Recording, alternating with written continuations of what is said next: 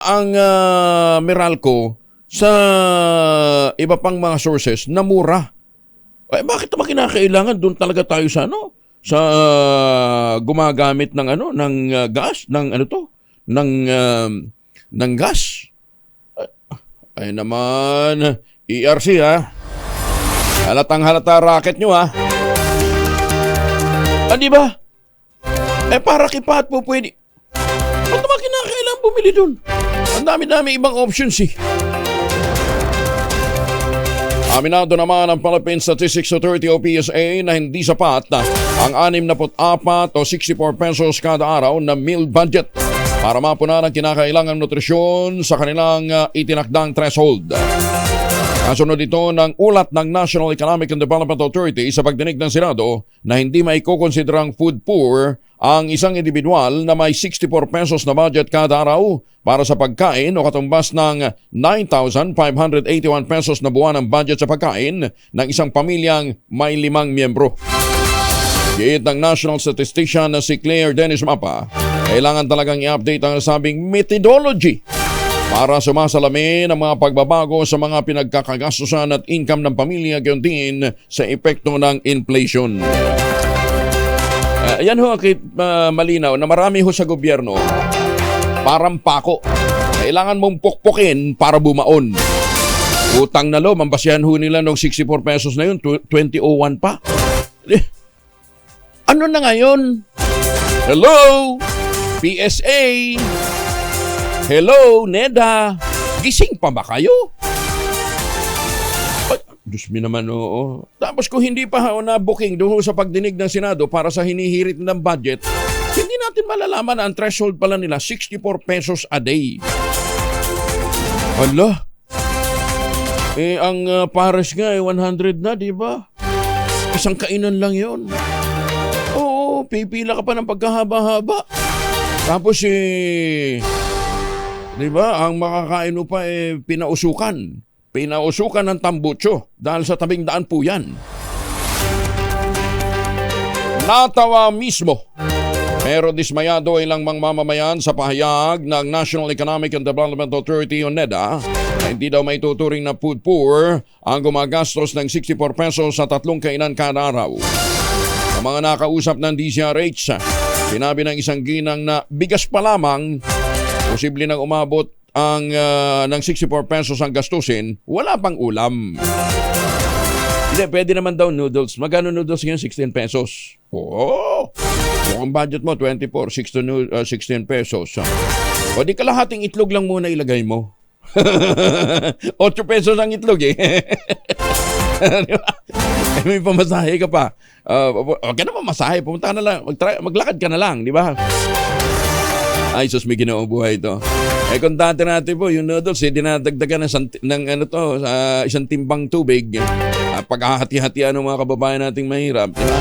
Hahaluan ng malunggay at kung ano-ano pa, para lang magkalasa. Ay, sus, me. Sabi ng ilan, hindi naman daw kasi naranasan ng mga taga-NEDA ang tunay na hirap ng buhay at ang ginagawang pagtitipid ng mga mamamayan.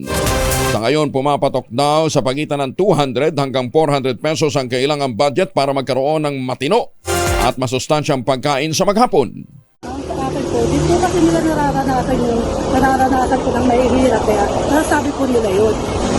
Kung sa akin lang po talaga, mahirap po talaga mag-budget. Kung 64 pesos lang po yung pera. Ganon?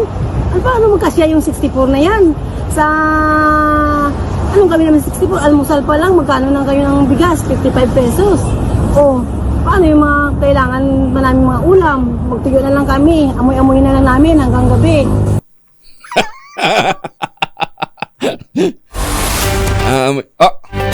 Ay mga taga-NEDA ha, bumaba kayo sa ground ha. Nakakala ko ba itong taga-PSA bumababa sa ground at nagsusurvey kayo? Ba't hindi nyo nalaman yan? Ay, sus, pero ang galing ng NEDA ha. FNRI may kasalanan yan eh. Yung Food and Nutrition Research Institute na nagsusulong ng Pinggang Pinoy. Sabi nila, FNRI, siguro naman ngayon hindi na kayo mahirap pagilapin ha. Kasi po nung nanalo si Carlos Yulo, tinatawagan natin ang FNRI. Sabi natin, ano bang pwedeng pagkain para manatiling malusog ang isang nangangarap na maging atleta? Utang na loob, wala kang mahagilap eh. Kaya naman pala, rekomendasyon pala ninyo 64 pesos a day. Ay, nako, ang dami talagang tutulog-tulog sa gobyerno. Sweldo kayo ng sweldo, may increase pa kayong inaasahan ha, mga Pagkatapos ganun ho yung mga polisiya. Kaya ho, nagkakawindang-windang ho tayo eh. Ay, sus, may ginoo. Department of Science and Department of Suka and Toyo pa rin hanggang ngayon, yung DOST. Yun ba, sekretary ng DOST ngayon ha? Sa totoo lang ho, ang kilalang ahensya ho ng DOST, kakampi ho tayo ng research and development, pero kung talagang ganyan ho naman ang klase ho ng mga namumuno, ano ha? Wala ho pinag-iba yan sa Department of, DICT? DICT, si Ivan Oy, na eksperto sa international travel, hindi sa information technology. Maganda umaga, Pilipinas! Ay siya, sige mga misis! Amoy araw ba si Mr. pag-uwi galing ng trabaho? Dahil yan sa germs sa katawan nila para labanan ang amoy araw at amoy pawis gumamit ng Shield Bath Soap regularly. Ang beatable ang Shield sa paglaban sa germs versus another brand by Shea Butter. Pampalambot ng kuti sa prasyong abot kaya 12.50 SRP. Kaya recommended ito ng Philippine Nurses Association. Kaya misis, ay challenge you, subukan ng Shield Bath Soap. Galit sa sakit, may malasakit, sulit na sulit. Bagong balita, bagong impormasyon. Kasama si Kuyang Angelo Palmones. Magandang umaga, Pilipinas! Umasama ng 32.32% ang gross gaming revenue ng Philippine Amusement and Gaming Corporation para sa second quarter ng taon. Ayon kay PAGCO Chair at CEO Altenco, sumipa ang GGR sa 89.23 billion pesos, mas mataas ng higit sa 32%. Ang dati ho ay nasa 67.43 billion pesos lamang sa katulad na panahon noong 2023. Mas mataas din ito ng 9.21% sa 81.70 billion pesos na naitala noong first quarter. Ayon kay Chairman Tenco, dahil ito sa electronic games o e-game sector, kung saan lumaki ang top line nito ng higit 6 na beses na isang bagong record high. 14 minutos na makalipas ang alas 4 ng umaga. Showbiz nga muna tayo para medyo lumamig ang inyong mga ulo. Aba, ang pelikulang pagbabalik tambala ni na Joshua Garcia at Julia Barreto. Box office hit daw sa takilya. Gorgie, good morning! Finally, meron na ring pelikulang lokal na nag-hit sa takilya. Ito yung pelikulang Unhappy for You na pagbabalik tambalan ni na Joshua Garcia at Julia Barreto. Buhay na buhay pa rin pala ang mga Josh Leah fans kahit may kanya-kanya ng love life ang dalawa. Ipinalabas noong Miyerkules ang pelikulang ito sa mahigit 200 na mga sinihan at nag-hit ito. Sa unang araw ng showing nito ay kumita ng 20.5 million pesos. Matindi ang suporta ng mga fans ito na hindi pa showing ay bumibili na sila ng tickets. Marami pa ang nagpa-schedule ng block screenings. Maganda pa ang feedback sa pelikula kaya dahil siguro sa word of mouth ay lalo pa itong lumakas. Kaya lalo pang nadagdagan ng sinihan ng mga na dati 200 cinemas ngayon ay naging 250 theaters na. Kahapon ay nag-post pa ang nobyo ni Julia na si Gerald Anderson na binati niya ang aktres. Ang sabi ni Gerald sa kanyang Instagram story, "Congratulations, you work so hard and deserve everything. I'll always be a fan." End of quote. Kaya inaasahang lalakas pa itong Unhappy for You ng Josh Leah tandem hanggang sa weekend. Kaya bumalik ang sigla ng movie industry dahil sa magandang resulta ng box office ng pelikula ni na Joshua Garcia at Julia Barreto. Mula sa kauna-unahan sa Pilipinas, DZRH, una sa Pilipinas, una sa Pilipino. Ganda umaga, Pilipinas! Maraming salamat, Gorgie. Tama naman talaga, tangkilikin ho natin yung mga local movies natin, ha? Nakataktang magpulong sina Pangulong Bongbong Marcos at Singapore President Tharman Shanmugaratnam ngayong araw sa Malacanang. Ang courtesy call ng Pangulo ng Singapore, kina Pangulong BBM at First Lady Liza Araneta Marcos ngayong araw ay bahagi ng 3-day state visit nito sa Pilipinas kasama ang kanyang may bahay na si Jane Yumiko Ituki. Ayon sa Presidential Communications Office, bahagi ng schedule ni President Shan Mugaratnam ang bilateral meeting kung saan layo nilang mapaigting pa ang kooperasyon ng dalawang bansa sa ekonomiya at depensa. Nasaksihan din ng dalawang leader ang pagpirma ng Memorandum of Understanding na may kinalaman sa recruitment ng mga Filipino healthcare workers. Ako, kaya lalong magiging in-demand po ang mga nurses. Asahan naman ang mas mahabang bakasyon sa susunod na linggo. Matapos na ilipat ng Pangulong Bongbong Marcos ang paggunita ng Ninoy Aquino Day sa August 23, Biyernes mula sa dating August 21, Miyerkules. Ito'y sa bisa ng Proclamation number 665 na pirmado ni Executive Secretary Lucas Bersamin. Extended ang long weekend hanggang Lunes, August 26 na isa ring deklaradong holiday matapos itong ideklara bilang National Heroes Day. Ayon naman sa Pangulo, layon din ang paglilipat ng petsa ng Ninoy Aquino Day na may promote ang domestic tourism. Mapapasana all ka na lang talaga. Bukod sa milyon-milyong cash incentives, fully furnished na condo unit at iba pang mga award, may pahabol pa ang Toyota Philippines para sa Golden Boy na si Carlos Yulo.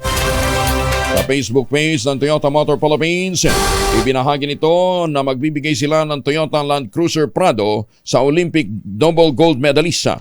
Umaasa naman ang kumpanya na sa pamamagitan ng naturang sasakyan, malayo pa ang mararating ni Yulo at makakatrabaho nila ang atleta. Kaugnay nito, ibinida naman ng Mega World Corporation na may tituladong parking space na rin ang atleta sa kanilang condo building na handa na para sa bagong sasakyan ni Kaloy Yulo. Kita nyo naman, ha? Kaya talaga pagka ikaw ay nagsisikap, darating ang panahon, aanihin mo yan. O, di ba?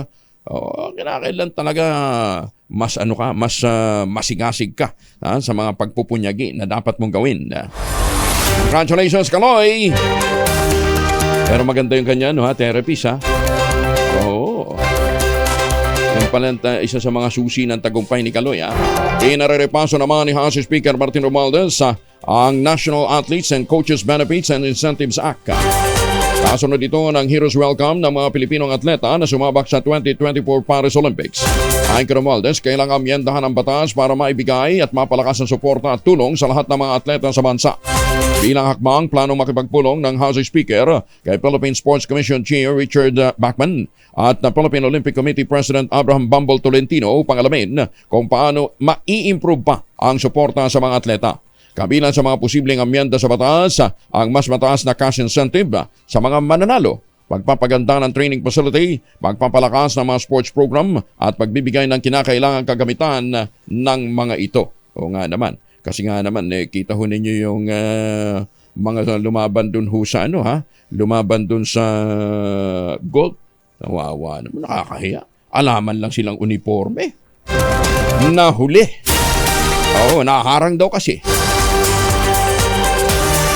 Samantala, Heroes Welcome, inihanda naman ng City Government ng Tacloban para sa pag-uwi ni Ira Villegas. Detalye na balita mula kay Jimmy Angay-Angay, RS32, maupay nga agad, Jimmy. Welcome, Heroes. Inihanda na ng City Government ng Tacloban sa pag-uwi ni Ira Villegas. Ito ang sinabi ni Michael de la Piña, ang City Sports Coordinator ng City Government sa isang panayam. May monetary reward na ibibigay ng City Government kay Villegas na tagalungsod ng Tacloban. Sabagat may ordinansang lungsod na kada atleta na makasungkit ng medalya ay magbibigay ito ng insentibo. Magkakaroon din ng parada sa Tacloban, hindi pa naman kumpirmado kung kailan o uwi si Villegas sabagat marami pang schedule sa Maynila. Samantala, sinabi naman ni House Speaker Ferdinand Martin Romualdez na tatanggap din ng House and Lot si Villegas maliban lang sa monetary reward mula sa Kamara. Mula dito sa DYV Action Radio Tacloban, ito si RS32 Jimmy Angay-Angay. Para sa DZRH, una sa Pilipinas, una sa Pilipino. Dagan salamat, Jimmy. Dalawang kalalakihan sugatan naman sa bangkaan ng motorsiklo sa San Manuel, Pangasinan. Detalye na balita mula kay Freddy Pajardo, RS38. Masantos siya kabasan ni Chikamin sa ating mga kababayan dyan sa Pangasinan, Freddy.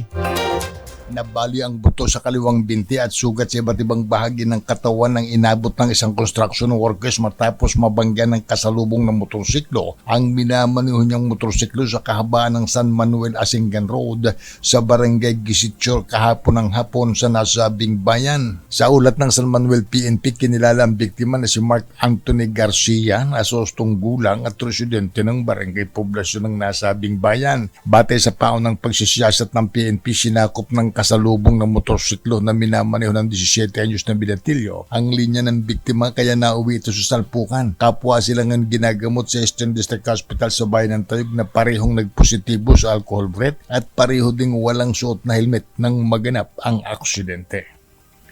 Ito si Freddy Fajardo Aristartate nag-uulat para sa DZRH, una sa Pilipinas, una sa Pilipino. Maraming salamat Freddy. Samantala sa mga para ho doon sa mga nakaantabay din ho natin sa iba't ibang panig ng kapuluan.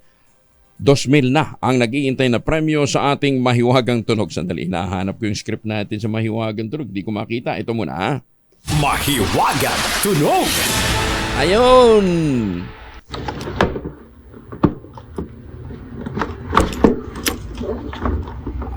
Basta ginamit ho dyan, isang item na ginamit dyan ay e-bike.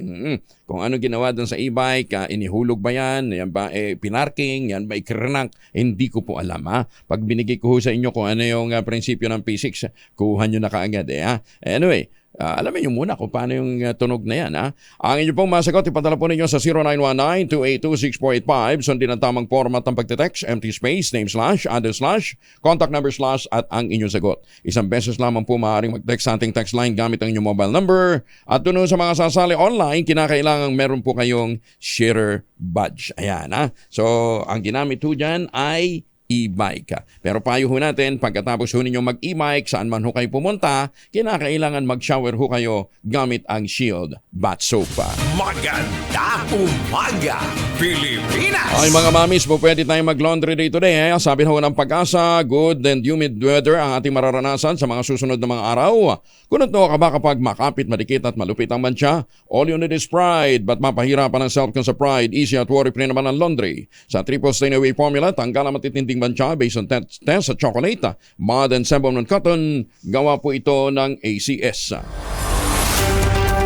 Inabutan na ng katandaan ang 71 anyos na lalaki na si Glenn Simons.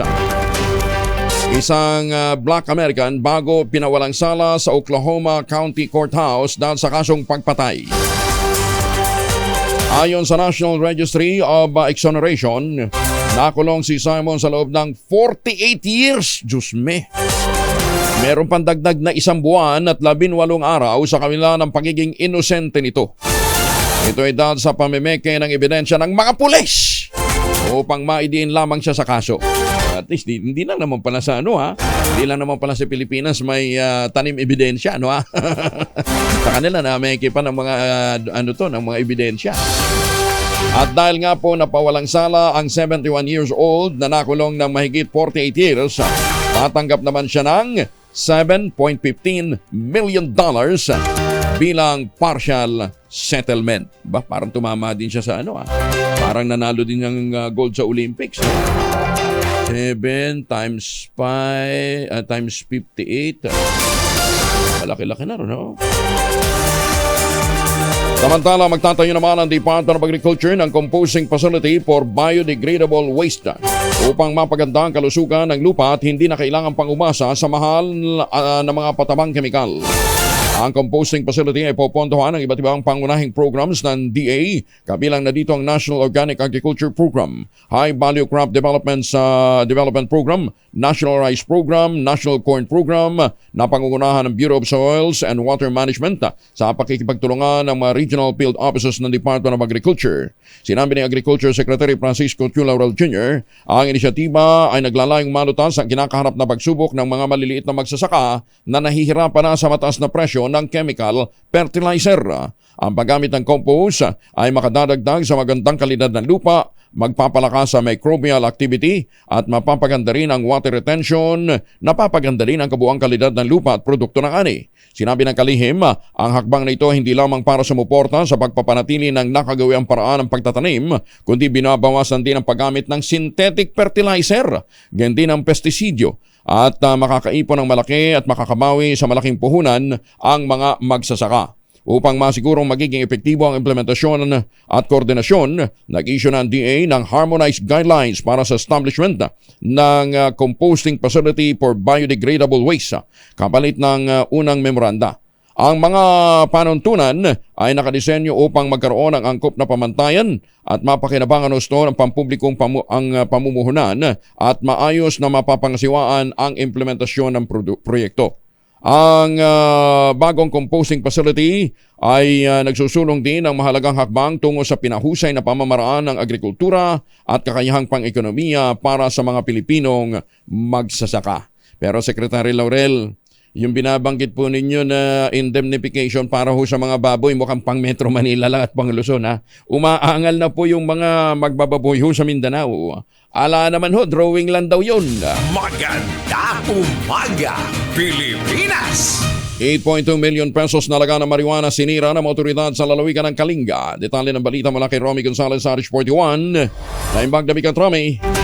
Winasak ng otoridad ang 8.2 milyong piso ang halaga ng marijuana sa ikanasang 3 araw na marijuana eradication operation sa lalawigan ng Kalinga.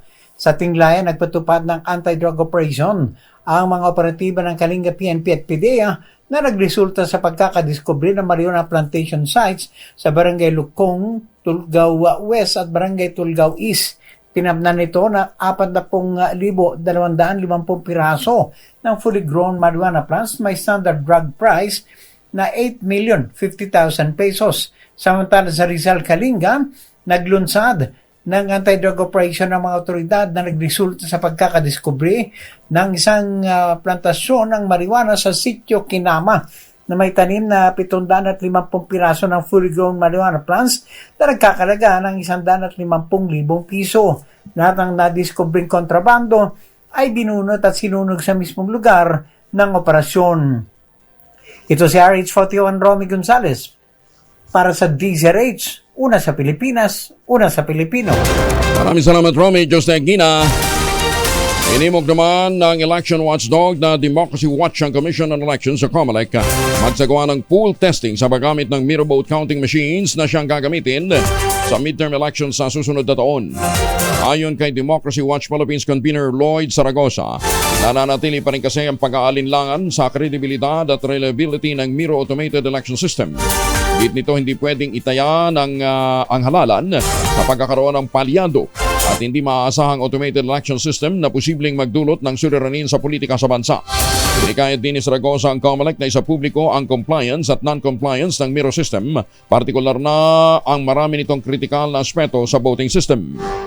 Batid na nagsagawa ng public demonstration ng COMELEC kung paano gagamitin ang bagong mirror machines, pero inamin din ito na i-customize pa ang machine para mayakma sa pangangailangan ng Pilipinas. Maganda umaga, Pilipinas! 29 makalipas ang alas 4 ng umaga, baka kayo po may mga importanteng lakad, huwag kalimutan magbaon ng proteksyon ng pamilya laban po sa mikrobyo. Dalawang formulation ng family alcohol na pwede nating pagpilian. Yung family 70% isopropyl alcohol, especially prepared for clinics, hospital, pharmacies, laboratories, pero okay na okay din po yan sa mga households.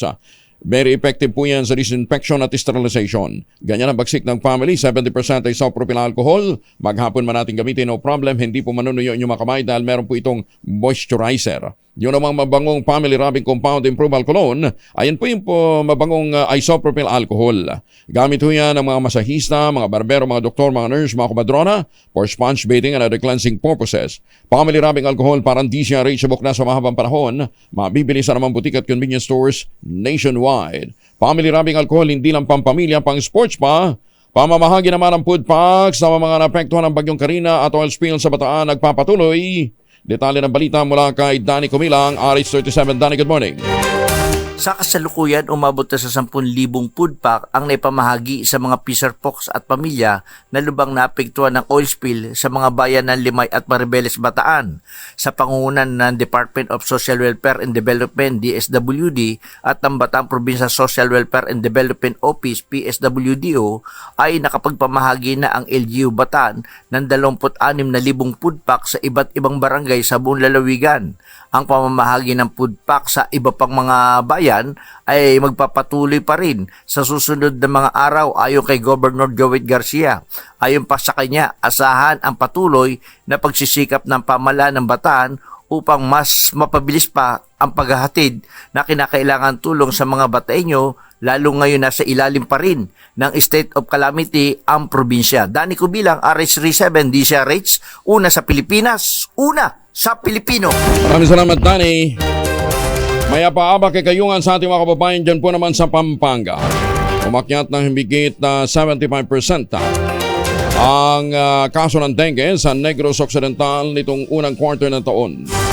Ayon sa Provincial Health Office, mula Enero 1 hanggang Agosto 3, mahigit na sa 1,500 ang tinamaan ng dengue. Halos doble ito sa bilang ng kaso na naitala sa lalawigan sa kaparehong panahon noong nakarang taon.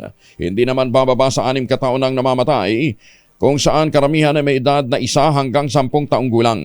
Sa ngayon, dahil sa pagsirit ng kaso, full capacity ang halos lahat ng government at private hospitals, pati na ang mga rural health units ng buong lalawigan.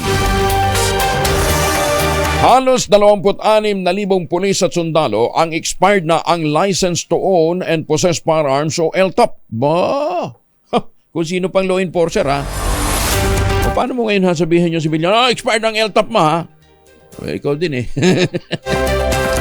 Ayon kay PNP Civil Security Group spokesperson Lieutenant Colonel Edison Golchano, mula sa naturang bilang 11,000 ang mga pulis. 14 naman, 14,000 naman ang mga sundalo. Habang 25,000 ang mga PNP personnel din ang expired na. Ang firearms registration, 29,000 naman ang nasa Armed Forces of the Philippines.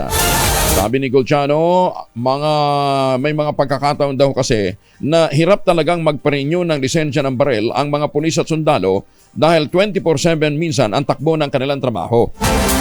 Pero dahil niya sa bagong kautusan ni PNP Chief General Romel Marbil na i-exempt ng mga pulis at mga sundalo sa psychological at psychiatric examination, pati na sa drug test, mapapadali na ang pagre-renew ng kanilang mga dokumento. Bonsod dito inaasahan na bababa ng bilang ng mapasong LTOP at rehistradong baril sa harap ng sa hanay ng pulisya at militar. I-exempt nyo na yung mga pulis sa drug test. Dyan nga lang hunin nyo. Kasi di ba? Hindi mo naman sila pwedeng maanduhan talaga na sumailalim sa drug testing. Maliban lang yung sa random drug testing, di ba? Ito magandang pagkakataon para matiyak ho natin na hindi ho sila gumagamit ng illegal drugs dahil magre-renew ho sila ng kanilang lisensya at saka LTOP. Pangalawa, General Marbil, mukhang kinakailangan talaga regular ho yung psychological examination. Bakit ho? Expose ho sila sa iba't ibang mga aktibidad sa mga iba't ibang mga pangyayari. So hindi mo alam kung naapektuhan ba sa nasasaksihan nilang mga krimen o nire-respondihan nilang mga pagkakataon kung sound ba yung nila, yung pag-isip, di ba? So bakit mo tatanggalin yun? 10 years? O every 10 years na lang yung pagsasailalim sa psychological examination Bakit kinakailangan pang i-exempt pa?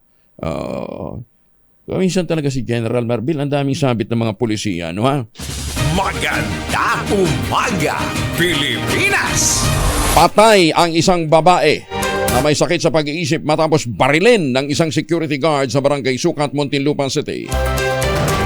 Kinilala ni Police Captain Fernando Niepes, Chief ng Investigation Unit ng Muntinlupa Police, ang biktimang si Angelica Ruiz, 29 anyos at residente ng Las Piñas. Patay sa inisyal na investigasyon, nakainom ang suspect na si Q na si Nilo Bahakan nang bigla na lamang barilin ng 2 beses ang biktima na nooy nakatambay lamang sa labas ng binabantayan niyang lote. At paglabas po ng gate ng kanyang binabantayan ng bakanting lote doon, bumunot po siya ng baril. Ayon po ito sa ating witness na security guard din po na nagbabantay po sa tapat ng Posadas Subdivision. So bumunot ito ng baril at pinaputukan po itong biktima ng 2 beses. Naging sanhi ito ng kanyang pagkamatay. Dati na umanong may kasong unjust vexation ng suspect at madalas itong makainom habang nag-duty. Agad naman na-aresto ng Muntinlupa Police ang suspect at ngayon naharap sa kaukulang kaso. Hindi po siya nakatakas dahil siya ay langon-langon sa alam. Oo. At doon na rin po sa site, na-aresto po siya ng mga personnel po ng ating kapulisan ng Substation 4 sa Sucat. Kinasuhan naman ang murder ng Criminal Investigation and Detection Group ang 5 suspect kabilang 2 pulis. General Marbil, makinig ka. 2 pulis sa pagpatay sa Kapampangang beauty queen at kasintahan nitong Israeli. Ayon kay Colonel Tomas Malmonte, Legal Division Chief ng PNP-CIDG, 2 count ng murder ang sinampa sa 2 suspect na tinanggihan muna niyang pangalanan. Pero maliban dito, naharap din sila sa kasong conspiracy dahil sa maring pagpaplano sa pagpaslang kina Geneva Lopez at Yitzhak Cohen. Inihayag pa ni Belmonte na 2 sa mga suspect ang direktang bumaril sa magkasintahan habang isa naman ay kasama sa paglilibing ng katawan at may 2 rin kasama sa pagpaplano. Tinitingnan ng pulisya ang pagtatalo sa lupa bilang posibleng motibo sa naturang pagpatay. Yun yung sinasabi ko sa inyo na yung state ho ng pag-iisip ng tao nagmabago ho talaga over a period of time. Lalong-lalo na kung nai-expose po yan sa iba't ibang mga pangyayari. Yung medyo gory na mga pangyayari, baka naapektuhan yung kanyang frame of mind, di ba? Hindi ako payag doon sa tatanggalin natin yung kung ang civilian, sinasubject ho ninyo sa psychological examination regularly, bakit hindi po ang mga law enforcers na may hawak ho ng barel? Pangulong BBM, kinawawa ng NEDA sa mga datos na ibinibigay tungkol sa bilang ng mga mahihirap sa bansa. Ayon ito kay Senator Coco Pimentel. Detalye na balita mula kay Raymond Dadpa sa RH28. Raymond, good morning. Panahon na upang kastiguhin ni Pangulong Bongbong Marcos sa mga miyembro ng kanyang gabinete upang bigyan siya ng makatotohanang data tungkol sa tunay na kalagayan ng kahirapan sa bansa. Itong paniniwala ni Senate Minority Leader Aquilino Coco Pimentel III kasunod ng briefing ng Development Budget Coordination Committee o DBCC sa Senado. Sa presentation ni NEDA Secretary Arsenio Balisacan, hindi kinukonsiderang food poor ang kayang gumastos ng 64 pesos kada araw at ang kumikita ng 90 pesos kada araw ay hindi na ikinukonsiderang mahirap. Ayon kay Pimentel, hindi makatotohanan ang mga numerong ito. Pinayuhan ng mga taga-NEDA na mag-immersion sa lugar ng mga mahirap upang malaman nila kung ano ang mabibili ng 64 pesos at 90 pesos. Paliwanag ng senador ang pagkuha ng pagkain ng marami sa ating mga kababayan na hindi lang sa labas ng bahay, kundi kailangan bumiyay pa ang mga ito ng ilang oras. Hindi gaya ng mga taga-NEDA na pagbangon pa lang ay nakahain ng kanilang pagkain. Para kay Pimentel, nakakaawa ang Pangulo kung mananatiling ganito ang data na ibinibigay sa kanya dahil kailanman na hindi matutupad ang naisin nitong mapababang bilang ng mga mahirap sa bansa. Ito si RH28 Raymond Dadpas para sa DZRH. Una sa Pilipinas, una sa Pilipinas. Maraming salamat Raymond. Samantala, nakumpiska naman ang mga tauhan ng Bureau of Animal Industry at City Veterinary Department ang nasa 60 baboy sa isang checkpoint sa Quezon City. Yan ay makarang magpresenta ng peking permit ang transporter ng baboy kabilang ang ASF Free Status Clearance, shipping permit mula sa lokal na pamahalaan at veterinary health certificate. Ayon kay Agriculture Secretary Francisco Q. Laurel Jr., wala ring maipakita ang local shipping permit mula sa BAI ang trader. Tatay sa report galing pa ng Sariaya, Quezon ang mga baboy at dadalhin sana sa slaughterhouse sa Caloocan City. Sinusuri na kung infected ba ng ASF ang naturang mga baboy at oras na magpositibo ito ay agad silang isa sa ilalim sa proseso ng culling. Pinabulaan na naman ni Supreme Court spokesperson Attorney Camille Ting ang kumakalat sa social media na may inilabas na direktiba ang Office of the Court Administrator sa lahat ng mga kawani ng hudikatura na sumailalim sa drug test. Ayon kay Attorney Ting, batay sa OCA Circular Number 246, Series of 2024, ang pagsasailalim sa mga hukom, opisyal at mga empleyado ng korte sa drug testing ay isasagawa by random testing at hindi pa rin na ipatutupad sa ngayon. Ibig sabihin, hindi totoo na obligahin ang lahat ng kawani ng Korte Suprema na dumaan sa drug test. Walang katotohanan din naman ang hakbang ay dahil sa panawagan ni Davao City 1st District Representative Paulo Duterte na dapat sumailalim ang lahat ng mga kawani ng gobyerno sa drug test.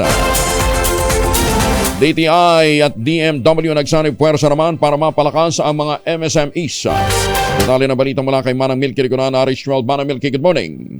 Isa sa mga plano ng Department of Trade and Industry para mapalakas ang mga MSMEs o Micro, Small and Medium Enterprises ay may pag-ugnayan sa Department of Migrant Workers. Sinabi ito ni Trade Acting Secretary Cristina Roque sa budget briefing ng DTI sa Kamara para sa 8.6 billion pesos na proposed budget ng ahensya para sa 2025. Ay kay Roque na ipag-usap na siya kay DMW Secretary Hans Leo Hakda kung paano mahimok ang mga OFW na mag-invest sa franchise businesses. Sabi ni Roque, sa laki ng remittance na ipinapadala ng mga OFW sa Pilipinas at ginagamit sa pagtatayo ng maliliit na negosyo, karamihan dito ay maliit ang kita at kadalasan nauuwi pa sa pagkalugi. Dahil dito hinihimok nila ngayon ang mga OFW na kumuha ng franchise ng mga Filipino business.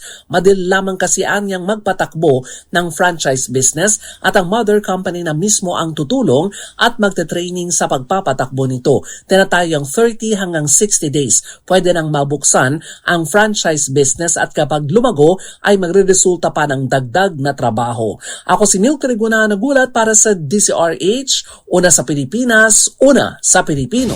Magandang umaga, Pilipinas! O ayan sa mga kamag-anakan po ng mga OFW, may mga opportunity na nag-iintay ho sa inyo dito Kaya magandang umaga po sa ating mga unsung heroes, sa mga bagong bayani natin na patuloy pong nagsisikap para sa kanilang mga mahal sa buhay sa Pilipinas at on the process nagpapatatag po sa ating ekonomiya at nagpapatatag sa ating dollar exchange. Magandang umaga sa lahat ng ating mga OFW, sa lahat po ng ating mga seafarers na naglalayag ngayon saan mang pong panig ng mundo. Ingat po kayo Magandang umaga. At saka syempre, huwag na natin kalimutan yung mga suki natin sa iba't ibang panig ho ng mundo. Yung mga suki natin dyan sa Canada, sa Australia, sa New Zealand, sa Taipei, Taiwan, sa Hong Kong, sa Japan, Ohio gozaimasu. At syempre yung ating Midnight Singers na maaga na rin hong nagre-ready para po naman sa kanilang upcoming concert dito sa Pilipinas sa The Philippine Arena. Wala pang petsa pero sold out ng ticket. Kita nyo. Sir Manny, magandang umaga po sa inyo. Tita Cora, pagaling ka At saka si Sir Art, si Ma'am Linda, ang gwapong si Sir Junior Bao at saka si Tita Lloyd. Magandang umaga, Pilipinas! Teka, baka makalimutan ko. Birthday pala, actually kahapon, birthday ni Justice Persida Rueda Acosta. Ayan Justice Persida Rueda Acosta ng Public Attorney's Office. Happy birthday po. Ayan At sa August 18 naman, 18 ba? Tama? 18. Birthday naman ni Chief Claro, si Justice Claro Arellano. Ayan, dating Prosecutor General ho natin. Isa ho ito sa mga nirerespetong Chief Prosecutor po naman dati ng Quezon City. Justice Claro Arellano, happy birthday. Magandang umaga, Pilipinas! Ay, gugunutin naman sa lungsod ng Maynila tuwing August 4 ang Carlos Yulo Day. Itong inihayag sa DCRH sa radyo natin ni Mayor Hani Lacuna na niya'y dagdag pagkilala sa makasaysayan tagumpay ng two-time gold medalist sa larangan po ng Olympics. Nakatagdang gawin ang Carlos Yulo Day tuwing August 4 sa lungsod dahil ito rin ang araw ng pagkakapanalo ng unang gintong medalya sa kompetisyon ni Kaloy. Pinag-aaralan po ng Konseho ng Maynila sa pamumuno po ni Vice Mayor Yul Serbo na kung saan po ang August 4 na yung araw po na unang nakamit ni Carlos Yulo ang gintong medalya na gawin pong Carlos Yulo Day. Opo, hopefully po maipasa na po nila yan para pagka dumalaw si Carlos Yulo sa lungsod ng Maynila, ang ating pong schedule ay supposedly on Monday, kung matutuloy po, ay maipresenta na rin po sa kanya itong resolution na ito na gagawin po ng lungsod ng Maynila at ng Konseho ng Maynila. Actually, nakapagpasa na ho ng resolusyon ng Konseho ng Maynila kahapon at iniintay na lamang ang approval ho nito. Samantala, ninino naman ni Mayor Hani Lacuna na ang naturang Carlos Yulo Day ay isang working holiday. Bagong balita, bagong impormasyon, kasama si Kuya Angelo Palmones. Magandang umaga, Pilipinas. Para sa gumanda yung gising habang kinakausap po natin si Sunny Africa, ang Executive Director ng Ibon Foundation, ano ha? Abay mag-ultabayo ho kayo. Ano bang ultabayo? Ang ultabayo po ay nagtataglay ng postbiotic with Lactococcus lactis strain plasma. At ito po yung inaral ng mga dalubhasa sa Japan sa pamamagitan po ng medyo mahaba-habang clinical trial. Ang bawat kapsula po ng ultabayo ay nagtataglay ng 50 billion cells ng Lactococcus lactis strain plasma. Kaya pagpasok po nito sa ating katawan, ina-activate po yung ating commander ng immune system, yung plasmacytoid dendritic cell. At yan po nagtataboy ng mga toxin sa ating katawan habang tayo po ay natutulog. Tumutulong po ito para magkaroon tayo ng magandang tulog. At pagka nagkaroon tayo ng magandang tulog, syempre kinabukasan, maganda ang ating gising. Ayan ha. Kaya mag-ultabayo tayo. Kumonsulta ho kayo sa mga dalubhasa, sa mga doktor. Pwede ko yung mag-text sa 0917-110-6580 kung ano pang mga benepisyong bigay ho sa atin ng ultabayo. Available po yan sa Lazada at Shopee. Siguraduhin lamang galing po sa Teoxys Health Ventures. Bibili din po sa Mercury Drug, Amesco Drug, Pasmed Pharmacy, John's Pharmacy at Curamed. Sa panahon ho na matindi ang pangangailangan natin ng kaayuda sa puyat, stress at pagod, nandyan po ang ultabayo. Kauna-unahang certified o rehistrado sa postbiotic sa Food and Drug Administration, rekomendado ng mga doktor, at ito po ay halal certified. Mahalagang paalala ang ultabayo, hindi gamot at hindi dapat gamitin panggamot sa anumang uri ng sakit. Maganda umaga, Pilipinas. Maganda umaga kay Executive Director Sunny Africa ng Ibon Foundation. Sir? Sir Sunny? Maganda umaga, sir. Sana po. Maganda magising ko. Ayan, ang magandang gising nyo ha, kahit 64. Kasi naman, kayo naman pala 64 pesos lang naman pala a day. Okay na para sa 3 kain ng isang pamilya. Kayo ho kasi regular kayo nagsosurvey pero mukhang hindi kayo kinukonsulta ng NEDA. Ano ba talaga? Magkano ba talagang kailangan ng isang tao sa isang araw para sa 3 araw at 3 beses na kain na marangal? Well, una, konting correction kasi pagkatapos ng pagsalita ni Sec Balisacan dun sa hearing, kahapon lamang naglabas na lang official na poverty statistics yung PFA. Binabaan pa. 63 pesos na lang daw ang kailangan para maging food. Magkano? Maging food. Magkano? 63. Ha? 63. Hindi 64. Magkano ba sa NEDA? 64, di ba? Hindi. Actually, yung sinasabi ng Sec Balisacan, hindi naman galing sa NEDA actually yung datos, galing sa PSA. Pero ang point ko lang, kahapon, officially, naglabas na ng pinakahuling poverty statistics ang NEDA, ang PSA, 63 pesos na. So siguro nagkamali lang si Sec Balisacan ng 1 piso. Pero nakakatawa doon, ilang araw pagkatapos yung magsalita ni Sec Balisacan, yung official na datos, 63 pesos. So, mas maliit pa pala. Mas maliit pa pala. Pero ang sabi naman ng NEDA, hindi naman namin kasalanan yan. Yung figure na yan, ang galing yan sa FNRI eh. Silang nagsasabi na yan lang kinakailangan eh. Di ba? Oo nga. Pero yung ngay nakakainis dyan. Yung sistema ng FNRI kasi, ang ginagawa nila, magkano yung ilang calories ang kailangan ng isang tao sa isang araw. Yung enerhiya, nutrition. Kasi gagawa sa listahan ano yung pagkain ang kailangan para maabot yung ganong klase mga calories. Kanin, malunggay, isda, baboy. Tapos, kinikwenta nila kung magkano ba yung pinakamurang halaga para makukuha yung pagkain na yon. Pero may dalawang sabit dun eh. Una, yung nililista mga pagkain, parang hindi naman normal na sa isang taon, pare-pareho kakainin mo araw-araw. So, napakalimitado yung menu na nakalista doon sa FNRI na menu. Ikalawa, nung kinikwento yung halaga ng pagbili ng pagkain na yon, yung pinakamurang halaga sa isang probinsya, yung pinipili nila. Kaso, yung ordinaryong Pilipino naman, ang bibili mo, yung pagkain sa pinakamalapit na palengke, na hindi pa lagi yung pinakamura. So medyo kailangan ayusin dalawang bagay na yon, dagdagan yung variety doon sa menu. Ikalawa, huwag naman yung pinakamurang halaga dun sa lugar ang ilagay para may allowance dapat na hindi lahat napupuntahan yung pinakamurang mapagbibilan ng pagkain. Actually, hindi nga nila pinapactorin halimbawa presyo ng malunggay. Ibang presyo ng malunggay sa urban area at saka sa rural. Sa rural, hinihingi mo lang sa kapitbahayan. 'di ba? Or kuminsan nga hindi mo nga hinihingi, 'di ba? Pag nadaanan mo, puputulin mo na lang yung sanga ng kapitbahay, 'di ba? Ano ganun? Oh, 'di ba? Hindi, so, hindi talaga realistic. So, hindi talaga realistic. So, ano ang realistic? Magkano ba talaga kinakailangan, Sir Sunny? Hindi. Well, ang computation namin sa Ibon, gamit yung family living wage, actually 90 pesos sa isang araw, sa isang tao, medyo yun ang pinaka-minimum dapat. 90? So, 90 pesos. So, mas malaki ng konti doon sa 63 pesos. Well, 27 pesos yung laki. So, siguro yun, hindi pa rin yun hindi yun wagyu ha. Parang ano yan. Hindi pa yan sobrang sarap na kain. Pero kung usapin ng minimum, dapat 90 pesos sa pagkain lamang. Per meal? Per person?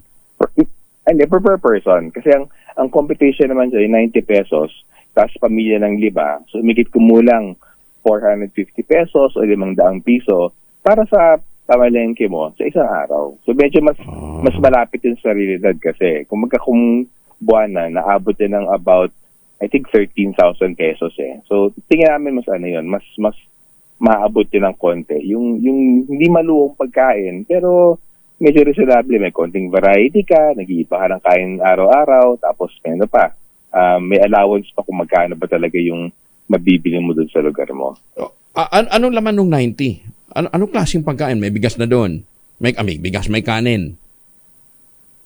Yung basics yun. Actually kasi, ang pinagbatayan namin dyan, noong yung NWPC, National Wages and Productivity Council, noong 2008, meron siya nilalabas na competition ng family living wage. Nakakapagtaka, hinintuin na ng NWPC yung pagkwenta na yun, patuloy ng Ibon. So, yung generic na food basket as of 2008, tinasa namin yung presyo. So, walang specific na menu yon, pero may allowance yun na mag-iba-iba naman ang kain sa kada kain, kada araw. So, more or less 90 pesos. Pero, may isa kaming gusto magdiin kasi, alam niyo ba, yung competition ng NEDA, ng PSA kahapon, para sabihin na nabawasan ng mahirap na pamilyang Pilipino, 63 pesos para sa pagkain. Tapos, sa mga ibang batayang pangailangan, kada araw, 27 pesos lang. So, suma total, kung may 91 pesos ka, hindi ka na daw mahirap. So, nakakatawa dito, kung nag-effort sila na maglista ng hindi magandang menu ng pagkain para makuha yung 63 pesos, dun sa ibang pangailangan, maliban sa pagkain, kasi kailangan naman natin ng pambayad ng upa, kuryente, tubig, pamasahe, edukasyon, kalusugan, iba pa, 27 pesos na inalot nila sa isang araw. So nakapagtaka dito, bakit nila hindi nilista yung ibang mga batayang pangailangan, tapos dumaan sa proseso, magkano ba para bilhin yung mga bagay na yan? So ano yan? Kaya ang napakababa yung pamantayan ng PSA na 91 pesos kasi hindi sila nag-effort na ilista. Paano yung ibang batayang pangailangan? So sa amin actually, we co-compute yung on average yung gasto ibang bagay na yan. Kailangan mo actually hindi 27 pesos para sa mga non-food na pangailangan. Actually, 100 piso ang kailangan sa isang araw. So yung totoong pamantayan dapat ng pinaka-basic na para hindi maging mahirap, hindi 91 pesos na official, dapat actually about 190 pesos eh. Oh, kasi, di ba, mamamasahe, magdadamit, mag-aaral. Di ba? Kuryente pa lang, mahal-mahal na ng kuryente ngayon, di ba? Hindi pa na-factory. Naka-factory na ba yung panibagong necessity? Wi-Fi? Baka hindi pa na-factory yun eh. Di ba? Wala pa. Nagugulat kami kasi magandang attention na binigay ng mga senador doon sa food poverty, yung sinita si Sec Balisacan. Pero may mas madalang problema pa kung hindi kinikwenta ng maayos, so kailangan para sa pagkain. Lalong malala, hindi na kwento yung ng maayos para sa iba pang pangailangan. I mean, hindi na ba 27 pesos sa isang araw para sa lahat ng mga yan? Kung wala na kulang talaga. Kaya nung nilabas yung official na kwenta ng kahirapan kahapon, kaya nila sabi na, nabawasan ng 2.5 milyon ng mahirap. Nasa parang 17.5 million na lang mahirap na Pilipino. Kung ang pamantayan mo 91 pesos, para hindi maging mahirap, mali talaga yung bilang ng kwenta mo na mahirap sa Pilipinas. Pero ang problema, kung maliit yung pamantayan mo at maliit yung bilang na mahirap, hindi na nasasalabin yung totoong bilang ng kahirapan sa ating bansa. At sa amin, siyempre, niniwala naman kami sa ibon sa statistika. Pero yung statistika, ginagamit para ilabas yung katotohanan, hindi itago yung realidad. Kasi yun ang nangyayari. Nagagamit ng gobyerno yung statistika para ipalabas na, ganda ng pagtakbo ng ekonomiya, no? Ang galing namin sa economic management, nababawasan namin kahirapan. Pero, hindi eh. Kasi ang heated na ng pamantayan. Kasi nga po, pagka yun ang data na ibinigay mo, eto, ganito na lang bilang ng mga mahirap, konti na lang pala, konti na lang din ang pabahay na gagawin natin, ano ha? Huwag naman siyempre magtayo ng mga eskwelahan dahil konti na lang naman pala, afford na siguro nila magpaaral sa mga private school, di ba? Pagka ganun ho yung mindset at mali yung data ho ninyo na ibinibigay, mali din ho ang plano. Di ba? Sakto. O nga, yun nakakainis kasi yan nilang, depende lang sa vision ng mga politiko. Para sabihin nila, nako, kailangan natin mag-People's Initiative. Maglagay tayo ng ayuda budget para maglabas. So, malapit ng halalan, maglalabas ng ayuda budget. Pero alam mo yun, imbis na magdidisenyo ng mga programa, batay sa pangailangan, programa, batay sa wisyo, di ba? Sa political na impulse nila. So, sa amin, agree po kami, sakto yun eh. Kasi kung halimbawa, sabihin, konti lang na mahirap, di ba kasi gastos para doon sa pagpaparami ng public hospital na mura? Konti lang pala mahirap eh. Bakit paparamihin yung programa sa pabahay? O papalawakin yung programa para sa edukasyon? May kaya naman pala yung mga Pilipino. So, pati yung gano'ng klaseng pag-iisip, medyo may pagka-self-serving. Di ba parang pinapalabas mo na maganda yung pagpatakbo ng ekonomiya, samantala yung katotohanan, kung mag-uulat ng economic growth, diba? Alam mo, sabi ng gobyerno, tawa ako dito, ang linya nila sa huling pag-ikot nila, I think sa Japan, nung Hunyo, economic superstar sa ASEAN, yung Pilipinas. Nung lumabas yung datos sa economic growth nung kamakailan, 1 linggo, sabi nila, one of the best performing economy sa Asia, yung Pilipinas. Siyempre, sabihin nila ngayon, mabilis yung economic growth, talagang economic superstar tayo kasi nabawasan ang kahirapan. Kaso, hindi nga eh. Hindi yun ang totoong nangyayari sa ground. Pangulong Marcos. Oo. Kaya pero nagagamit yung statistika para itago yung katotohanan. Kaya medyo nakakainis. Opo. Pero liwanagin natin itong mga data na binabanggit ho ng PSA, hindi lang naman sa ilalim po ito ng Marcos administration. The same data, di ba, ang ginamit dun sa mga nagdaang administrasyon para nga po i-showcase na gumaganda ang bumababa ang poverty threshold sa Pilipinas, kumukonti ang mahirap. Kaya nga po mali-mali yung planning, di ba? Parang wala yang pinag-iba sa flood control. Di ba? Tira ng tira dito, kaliwat kanan flood control project. Pagkatapos wala naman palang master plan. Di ba? Kaya napaka-importante po ng data, di ba? At sana nga po, yung PSA, ayusin nyo, at saka, ang problema ho, ang tinuturo ng NEDA. Hindi, galing yan sa FNRI. Sus, may ginoong buhay ito. Anyway, Sir Sunny, thank you very much. And sana nga po, nakikinig po yung mga policy makers natin. Tingnan din po, kayo ho ba may gagawing study pa? Bukod dito sa 90 pesos na inyong study pinagbasehan? Alam niyo po, matyaga kami dumalo sa mga hearing sa Kongreso, sa Senado, even sa regional wage boards. Maging sa PSA, alam naman, ganito po, alam ng mga technocrats, marami mga bureaucrats, alam nila yung problema sa datos. Ang problema lang, yung pagtatakda ng opisyal na pamantayan ng kahirapan, political decision siya eh. Kung may ambisyon yung Pangulo halimbawa, sabihin niya, gusto ko talaga iwaksing kahirapan. Kung may ambition ka, tataasan mo yung linya ng kahirapan para makita mo na mataas yung target mo. Pero yun nga, binababa yung target kasi wala silang vision para sa ating bansa. Ano yun, sa amin ultimately, hindi actually FNRI dapat sisihin, hindi PSA. Actually, hindi rin NEDA. Yung political leaders yung dapat sisihin. Kasi pwede na sabihin, ang pamantayan natin para hindi maging mahirap, 200 pesos. Tapos, yung ibon, marami, hindi lang ibon, SWS, maraming survey outfits ang sakita na ano ba yung mas dissenting linya ng pamumuhay. Decision nila ng politiko. Pero nga, ayaw nila kasi ayaw nila lumabas na parang sila magaling. Gusto nila palabas, maganda kami. Magaling kami magpatabon ng ekonomiya. So, kami, ultimately yun ang pinakamalaking problema po. Yung political ambition tukol sa kahirapan. Sir Sunny, maraming salamat for joining us. Maraming salamat po sa mga inputs at for educating us this morning. Magandang umaga po. Thank you. Thank you po. Magandang umaga po. Ang Executive Director po ng Ibon Foundation, si Ginoong Sani Africa.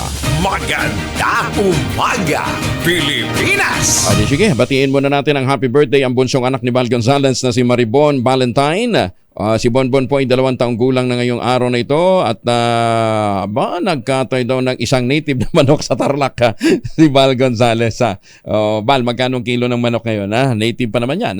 Pagmati mula kay Mami Chel, Kuya Pio at saka kay Ate Faith. Ayan, happy birthday. Pero ito hindi kinakailangan ng empirical data. Dahil ang ino-offer po ng Westchester Realty ay pinakamurang ready for occupancy unit with easiest term, 5% lamang down payment, pwede pang Gibsa. Yan po sa Central Luzon, ano? Yung si Vera Mabalacat, si Vera Bacolor at saka Samira at saka yung si Vera Prestige.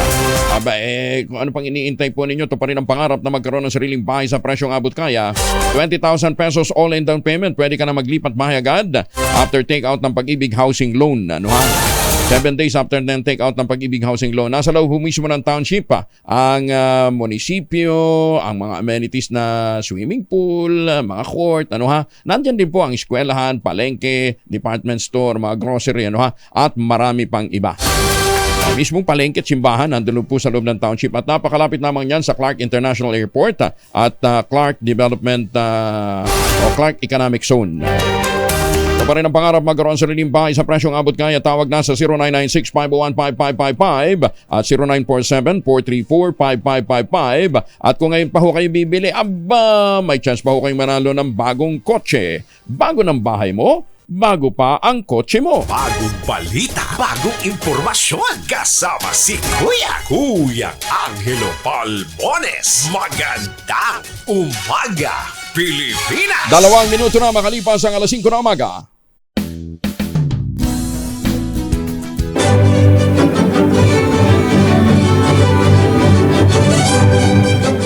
Ako po si Lisa Makuha Elizalde na nag-aanyaya sa inyong samahan kami muli sa pagbabalik ng Art to Art alas 3:30 ng hapon dito sa DZRH Radio at DZRH News Television. Usapang sining at kultura para sa lahat tuwing araw ng linggo. Huwag kaligtaan.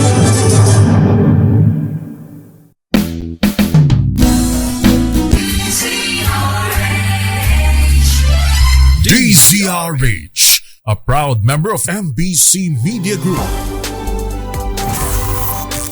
DZRH, magandang umaga Pilipinas sa DZRH Radio, DZRH TV at DZRH Online. Kasama si Kuya Angelo Palmones. Magandang umaga Pilipinas! 3 minuto na makalipas ang alas 5 na umaga. Binuksan na sa motorista ang southbound lane ng Kamuning Flyover sa Quezon City. Bago gunitang noong nakalipas sa buwan ng Mayo, isinara ang naturang kalsada para sa retrofitting upang matiyak na matibay ito bilang paghahanda sa The Big One. October 2024 pa sana dapat ang target na buksan muli ang Kamuning Flyover, pero mas napaaga ang reopening nito ng 2 buwan. Ayon kay MMDA Acting Chair Don Artes, maagang nakumpleto ang pagsasaayos ng flyover dahil na rin sa naging kooperasyon at mahigpit na koordinasyon ng MMDA at ng Department of Public Works and Highways. Secretary Bunoan, magandang umaga po sa inyo. Congratulations. Nilinaw naman ng DPWH National Capital Region Director na si Loretta Malaluan na patuloy pa rin naman ang trabaho sa ilalim ng flyover. Sa datos ng MMDA Traffic Engineering Center, nasa 24,000 ang mga 4-wheeled vehicles at 23,000 motorcycles ang dumaraan sa southbound lane ng flyover araw-araw. Si Benny Estrahan ang Pag-asa, kasama na natin. Good morning, Benny. Good morning, Sir Angel. Ganyan din sa ating mga taga-subaybay. Sa ngayon, wala po tayong minomonitor na bagyo or low pressure area sa loob at paligid ng Philippine Area of Responsibility at wala rin aasahang bagyo hanggang sa matapos ang weekend. Sa ngayon ay umiira lang mahinang habagat sa may extreme northern Luzon. Yun pa rin na magdadala ng maulap na kalangitan sa may Batanes and Babuyan Islands na sinasamahan ng kalat-kalat na ulan and thunderstorms. But for the rest of the country, asahan pa rin ng bahagyang maulap at minsang maulap na kalangitan. And actually for this morning, maraming lugar na magiging maaraw. Yun nga lang po pagsapit ng tanghali magiging mainit at maalinsangan ng panahon kabilang ang Metro Manila. Then sa dakong hapon hanggang gabi, nandyan pa rin yung mga pulupulong pag-ulan or yung mga localized thunderstorms na hindi naman po nagtatagal. For Metro Manila, temperature is from 26 to 34 degrees Celsius at dito naman sa may Baguio City mula 17 to 22 degrees. Yan muna latest mula dito sa Weather Forecasting Center ng Pag-asa. Balik po sa inyo. Maraming salamat, Benny Stareha mula sa Pag-asa. Maganda umaga, Pilipinas! At para sa mga may lakad, dalawang formulation ng Family Alcohol na pwede nating pagpilian, proteksyon ng pamilya laban sa mikrobyo. Yung Family 70% isopropyl alcohol specially prepared for clinics, hospital, pharmacies, laboratories. Pero okay na okay din po yan sa mga households. Very effective yan sa disinfection at sterilization. Ganyan ang magsik ng Family 70% isopropyl alcohol. Maghapon man yung gamitin, no problem. Hindi po manunuyong yung mga kamay dahil meron po yung moisturizer. Yun namang mabangong Family Rubbing Compound Improved Alcohol. Yan po yung mabangong isopropyl alcohol na ginagamit ang mga masaista, mga barbero, mga doktor, mga nurse, mga kubadrona for sponge baiting and other cleansing purposes. Family Rubbing Alcohol parang di siya reachable na sa mahabang panahon. Mabibili sa naman butik at convenience stores nationwide. Family Rubbing Alcohol hindi lang pampamilya, pang sports pa. Kumpiyansa naman si Senator Amy Marcos na maipapasa na ang panukalan niyang palawigin pa ng 6 na taon ang termino ng mga opisyal ng barangay. Ito'y matapos na maghain ng Kamara de Representantes ng counterpart bill na magpapabilis naman sa pag-aproba ng 6-year fixed term para sa mga barangay officials. Nagpasalamat si Senator Marcos sa mga kongresista sa kabang na ito, suporta sa kanyang Senate Bill 2629 na magtatakda ng susunod na barangay elections sa huling Lunes ng Oktubre sa 2029 at sa bawat 6 na taon pagkatapos. Masyado kanyang maikli ang kasalukuyang 3-year term ng mga barangay officials para matapos ang kanilang mga programa at proyekto. Ganyan din ang national na pamahalaan. Sinabi pa ni Senator Amy, ang chair ng Senate Committee on Electoral Reforms, na kaapekto rin kasi sa kalidad ng serbisyong na ibibigay ng barangay sa kanila na sasakupan ang maikling termino. Punto pa ng Presidential Sister, kung sakaling maisa sa batas ang naturang panukala, bilyones ang matitipid ng gobyerno at maaari pa itong ilaan sa mga programang makatutulong sa publiko. Mahigit naman sa 800 ang lumabas ng mga resolusyon mula sa iba't ibang mga barangay, bayan, munisipalidad at mga probinsya, naghahayag ng suporta sa legislative measure na ito ni Senator Amy. Pharmacovigilance. Ano nga ba ho ito? At bakit importante nakalahok ang bawat mamamayan sa inisyatibong ito ng Department of Health, ng Food and Drug Administration at ng pharma industry?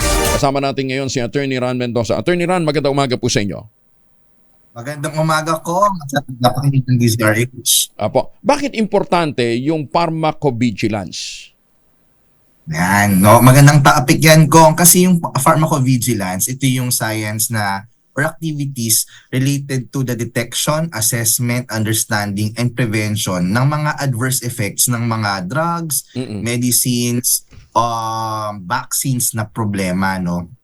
Bakit ito importante? So, a quick history lang po ng pharmacovigilance. Kasi po dati, yung pharmacovigilance existing na for 150 years. Pero before, no, meron tayong isang drug dati natawag na thalidomide, sedative to noon eh. Tapos initial testing niya sa clinical study sa mga hayop, sa animals, ang nakita nila yung drug, parang namang hindi siya toxic, no? Parang safe naman siya.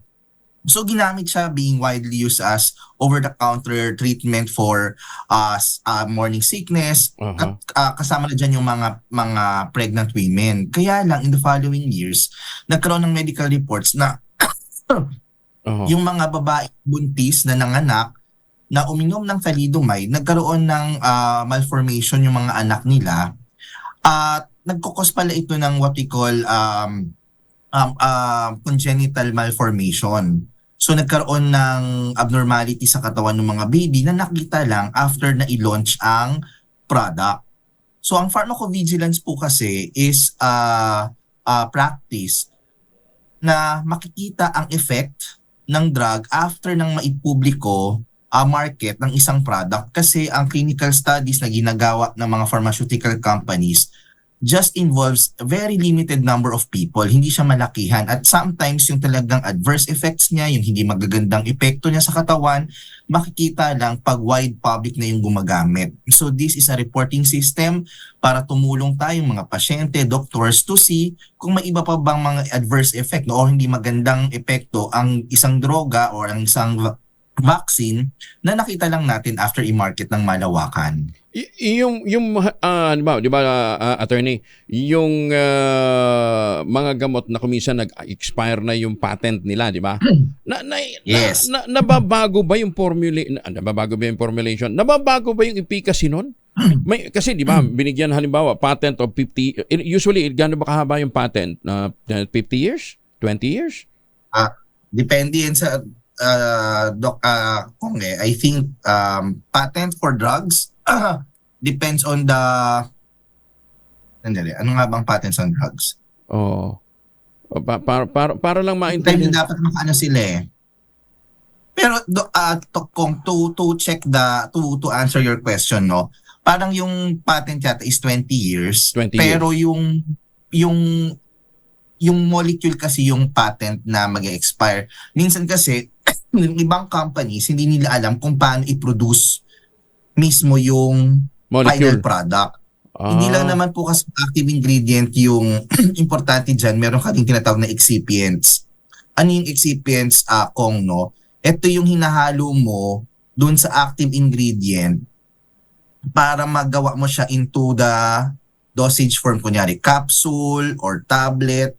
Kunyari, kung gagawin mong tablet yung gamot, meron siyang yung iba may idadagdag na magnesium stearate or starch or whatever para mabuo mismo yung tablet. Ngayon, minsan hindi natin alam kung anong epekto ng ibang ingredients interacting with that particular molecule. Pwede mag-iba yung efficacy, especially kung iba yung manufacturing systems ng mga companies. Lalo na pagka nag-expire na yung patent at naging open na, pwede na kahit ibang kumpanya mag-produce ng gamot. Di ba? Ganun ba yun? Yes. Yes. Kaya napaka-importante talaga na namomonitor, ano ha? So, how does the system work? Paano itong pharmacovigilance? To whom do we report? Sa Pilipinas po, si FDA po, no, through its pharmacovigilance section, sila po talaga yung nangunguna sa pharmacovigilance reporting.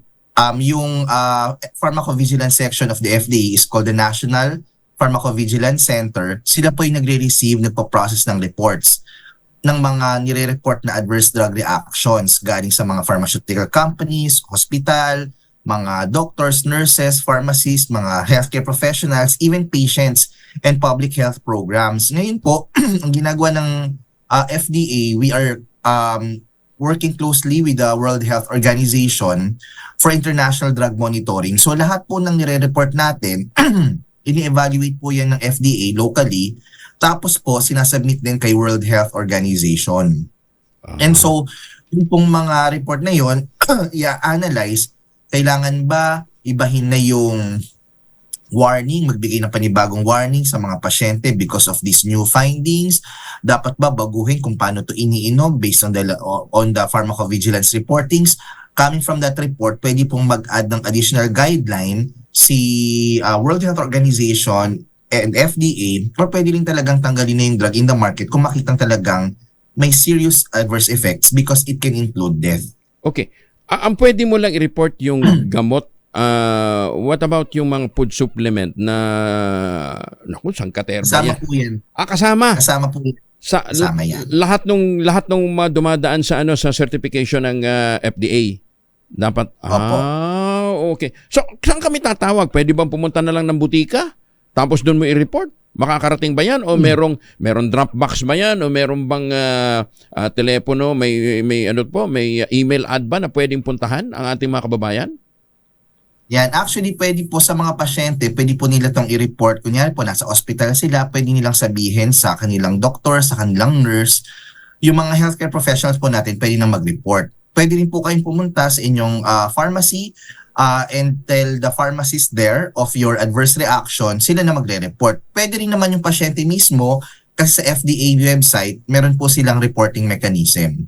Okay. So, yun yung mga pwede nating paraan para mag-report ng adverse effects.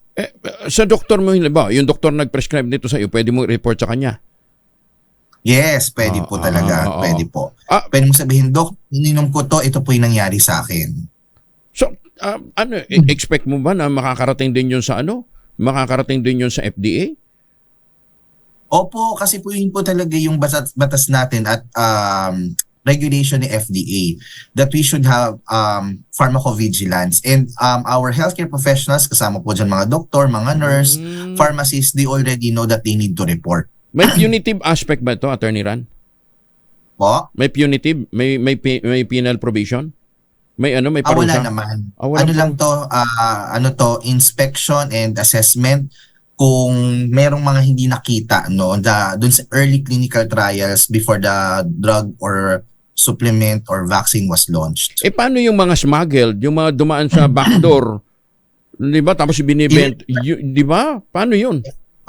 I-report pa din yan kung kasi sa mga pasyente, kung hindi mo ma-realize, di ba, kung ito ba is smuggled or this is fake. So, kaya po magkakaroon ng assessment si FDA kung ano yung reporting kasi it might even require the patient to submit the product for analysis. Okay. What about yung nabibili online, Attorney? Kasama yun kung lahat tayo kasama yun. Yung nabili sa online, nabili sa internet, nabili sa butika, lahat po ng gamot na iniinom natin, pwede nating i-report kay FDA. Nabili mo halimbawa online, ang mahal, i-refund ba sa'yo yun? Ayan, Doc, ano na yan? Kung medyo ibang process na yan, no? So it files a suit na with the private company. Okay. Basta importante, alam ng mga kababayan natin ngayon that there's such thing as pharmacovigilance. Meron din ho silang responsibilidad. Hindi lang kayo end user, meron din ho kayong mga responsibilidad na i-report yung mga adverse effects sa inyo ng inyong mga ininom. Kaya yan, i-prescribe ho sa inyo, nirekomenda ho ng mga doktor. Mas pinaka-importante ho, maging bahagi sila ng reporting mechanism para masiguro natin yung efficacy ho ng mga gamot na ibinibenta sa market. Ayun. O dili kaya, kung hayuhi may mga concerns, may mga, pwede ba dito, Attorney Ran? Doon sa 0917-110-6580, can they relay information there? Okay. Oo. Ang mga companies po kasi dapat meron po silang contact details if magre-report sila ng adverse reaction, no. So ang maganda lang po, so this is about Ultabio, the first postbiotic in the Philippines. There are so many things that I can talk about Ultabio na maganda. Number one, kung pipili po tayo ng supplement or gamot, mas maganda po yung meron ng clinical studies. Correct. Ang maganda po sa Ultabio, the first postbiotic supplement in the Philippines, we are supported by 40 scientific studies conducted by Japanese companies at that includes 15 human clinical trials. Ang maganda pa dyan, Doc, meron tayong 2 safety studies that monitors yung urinary, physical, and blood chemistry ng mga umiinom ng Ultabio and napakita na wala tayong abnormality nadudulot sa katawan ng tao. Kaya based on these studies, mas kampante tayo na safe and effective ang Ultabio kasi ang binibigay natin would be activation of 4 types of immune system, deeper sleep, and of course better performance as a holistic supplement for our immunity performance panlaban sa pagod, puyat at stress. Dapat din po may contact details, kaya po sinabi ni Kong, you can contact us dun sa mobile number na makikita nyo like 0917-110-6580 kung meron kayong mararanasan na side effects na hindi natin ina-anticipate so that we can help you report in the pharmacovigilance section of the FDA. Ayan, Attorney Ran, maraming salamat for joining us this morning. Si Attorney Ran, bago naging magaling na abogado, ay veteranong pharmacist. Ayan, kaya kabisado niya ito. Thank you po. Nakatulong ba yung mga inaral mo sa parmasya sa pagiging abogado? Bukod siyempre doon sa kasanayan mo sa memorize at saka pagtsatsaga, pagpupuyat, nakatulong. Kung ang focus ko ngayon is health law. Ang focus ko ngayon health law. Okay. So actually mini-merge ko ngayon ang ating health and pharmacy background with our legal knowledge. So we talk about National Cancer Integrated Act, mga ganyan, PhilHealth. At least we can integrate both subjects at the same time. Attorney Ran, again, maraming salamat. Magandang umaga po. Thank you for joining. Magandang Thank you, Kong. umaga. Ayan, si Attorney Ran Mendoza. Ayan, teka muna, asa na ba yun? Nawala. Ito. Magandang umaga, Pilipinas! Mali lang ng pindot si Engineer Ray talaga. Pindidila yatang kagad ako. Sige, katutuwid buhok mo. 5:20 ang oras sa buong kapuluan. Number 1. Ay, sa mga pauwi ng Pilipinas, huwag kalimutan. Huwag na yung imported na tsokolate. Meron mas masarap na tsokolate dito sa Pilipinas. Ang Tangerine Chocolate. Produkto po yan ng mga magnaniyog ng mga magsasaka dyan po sa lalawigan ng Quezon. Katulong po ni Dr. Helen Tan yung mga planting material ng kakao galing Davao. Hinakot po yan para maitanim sa ilalim po ng mga nyugan dyan po sa lalawigan ng Quezon. Kaya ngayon, mga MSMEs na yung mga farmers natin, nagpo-produce na sila ng Tangerine Chocolate. Available sa 0919-095-5935. O, dili kaya sa tangerinechocolate.ph. Mahigit 10 variants po yung available. Then yung i-check dyan. At mga raw materials na ginamit dyan ay galing din po sa ani ng mga magsasaka. Sabi nga po ni Dr. Helen Tan, sino bang magmamalasakit sa Pilipino kundi ang kapwa Pilipino? Kaya sa bawat pagtangkilik po natin sa Tangerine Chocolate, pinalalakas natin ang loob ng ating mga magsasaka, pinalalakas natin ang ating lokal na ekonomiya. Tangerine Chocolate, gawang lokal but taste and looks global. Sabi po ni Dr. Helen Tan, tangkilikin natin ang gawang atin. Bayani ng Pilipinas campaign suportado ng Pangulong BBM para sa mga magsasaka. Detalye na balita mula kay Rose Babiera. Rose, good morning. Nagbabatid ng kanyang suporta si Pangulong Bongbong Marcos sa bayani ng Pilipinas, ang kampanyang nagsusulong at kumikilala sa mahalagang papel ng mga magsasaka sa bansa sa pagpupulong kasama ang Private Sector Advisory Council o PSAC. Sinabi ng Pangulo na kung hindi dahil sa sakripisyo ng mga magsasaka ay walang makakain ang mga Pilipino. Ang bayani ng Pilipinas ay inisyatibo mula sa PSAC. Layon itong kilalanin ang pagsasaka bilang good way of life at hikayatin ang nakababatang henerasyon na ituring at gawin itong propesyon. Ayon kay PBBM, sisimulan na ng pamahalaan ang pagbabalangkas ng mga plano para itaguyod ang proyektong ito. At ayon naman kay Presidential Communications Office Secretary Cheloy Garafil, nakahanda na ang PSAC na mag-produce ng mga campaign material at mag-implementa ng epektibong estratehiya upang masigurong magiging matagumpay ang kampanyang ito. Isa itong paraan aniya upang ipagbunyi at hikayatin ang mga magsasaka na patuloy na paunlarin ang kanilang hanap buhay. Dagdag pa ni Garafil, nananatiling prioridad ng Marcos administration ang pagpapalakas ng sektor ng agrikultura at pangisdaan tungo sa inaasam na food security. Sa parehong pagpupulong ding ito, inatasan ng Pangulo ang Cooperative Development Authority o CDA na tignan ang potensyal na ugnayan at paglikha ng mga partnership sa pagitan ng mga agricultural cooperatives at local government units para matutukan ang training ng mga magsasaka at ang tuloy-tuloy na pagpapaunlad ng sektor. Para sa DZRH TV, ito si Rose Baviera. Una sa Pilipinas, una sa Pilipino.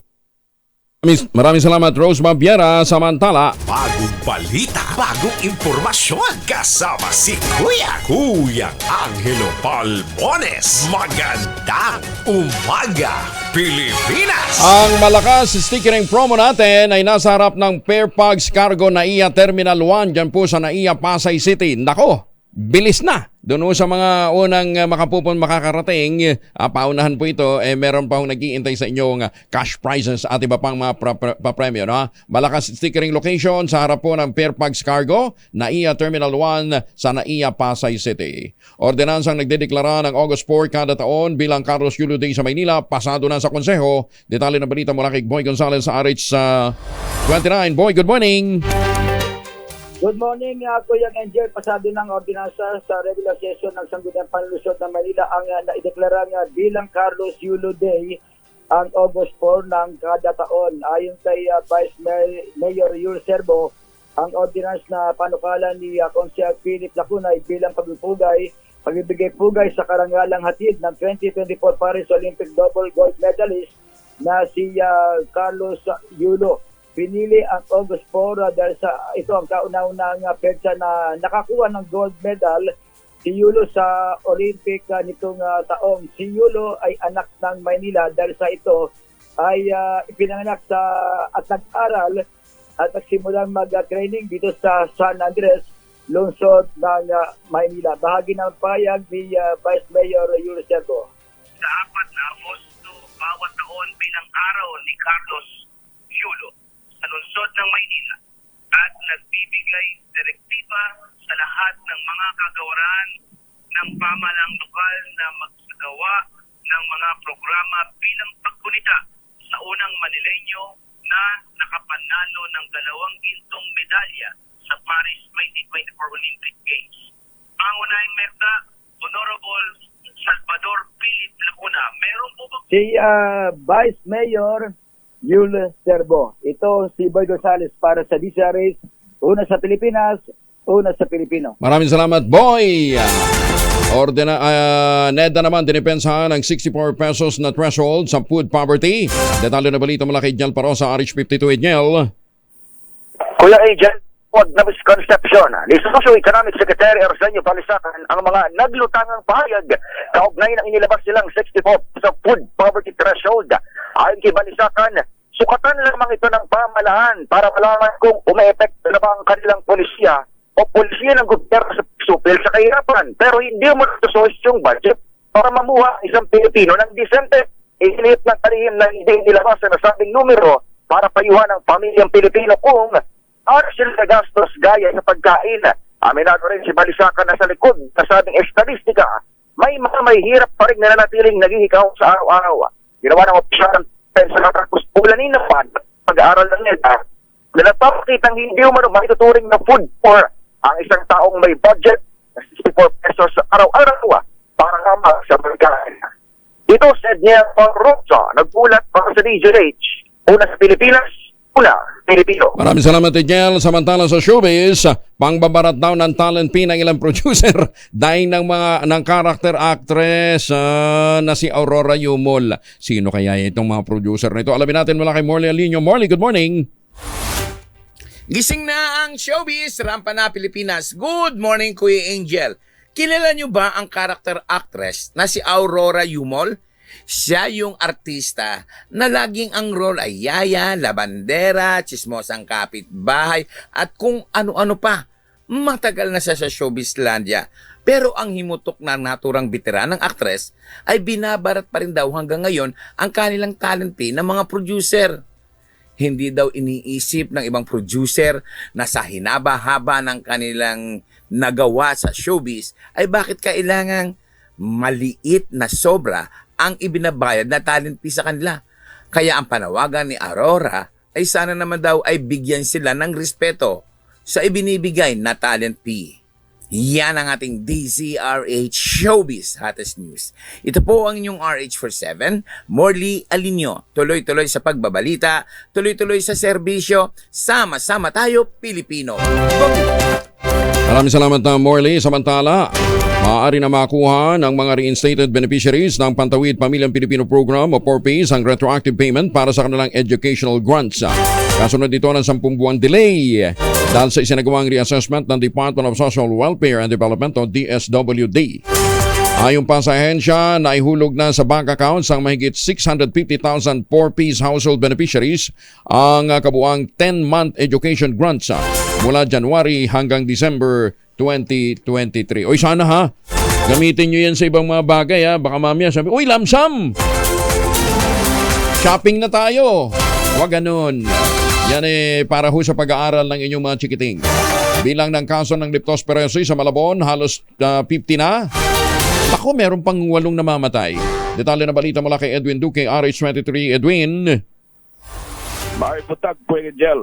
Nasa halos 50 na yung kaso ng leptospirosis na itala kayo dito sa Malabon. Matapos yung bagyong Karina. Inibok ng LGUs ang mga residente na sundin ang mga safety protocol sa panahon ng kabaha. Nanawagan naman ang pamalang lungsod ng Malabon sa mga Malabeño na sundin ang mga safety protocol lalo na sa panahon ng malalakas na pagulan at pagbaha matapos itong pagdala ng halos 50 na dahil nalang kaso ng leptospirosis sa iba't ibang lugar kasunod ng padalasan ng bagyong Karina. Ayon kay Mayor Jenny Sandoval, sa kanilang pagmomonitor ay nakita na tumaas ang kaso ng leptospirosis sa lungsod matapos yung dumaang kalamidad sa buong lungsod. Pinaalalahanan ng mga Malabeño na mag-ingat at iwasang lumusong sa baha kung apektado man ang kanilang mga lugar. Samantala, kinumpirma naman ng City Health Department o Officer in charge sa Dr. Bernadetta Portador na 49 na hininalang kaso na ang naitala sa panahon ng pusta ng malakas na pagulan at pagbaha sa lungsod. Ito lamang Hulyo hanggang Agosto.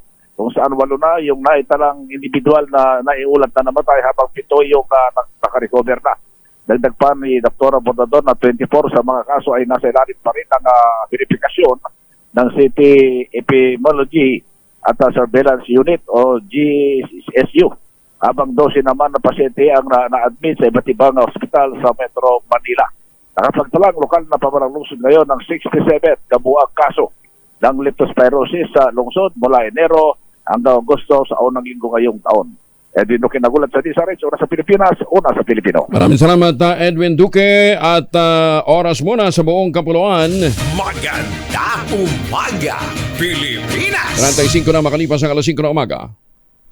Kasama si Kuya Angelo Palmones. Magandang umaga, Pilipinas! Yung stickering promo si Sherwin Alparo at ang kanyang tropa ay nandyan po sa harap ng Fairfax Cargo NAIA Terminal 1 sa Pasay City. Doon sa mga unang makakarating. Mura na yata. Basta first come na makakarating, makatatanggap po ng premyo. Ayan, At magandang umaga muna kay Mr. Mike Lee ng Toyota Alabang, kay Mayor Senny Mendoza. Ka-Ador Plato, kumusta na po kayo? At saka syempre kay Justice Max De Leon ng Court of Appeals. Magandang umaga din kay Ambassador Harry Amping. Ito muna ang ating mahiwagang tunog. Mahiwagang tunog. 2,000 na po ang nag-iintay sa ating mahiwagang tunog. Ang clue na ibibigay natin sa inyo, yun pong ginamit dito ay e-bike ka. Siyempre, pagkatapos ninyo mag-e-bike, gumamit ng e-bike, mag-shower kayo gamit ang Shield Mat Soap. Eto na.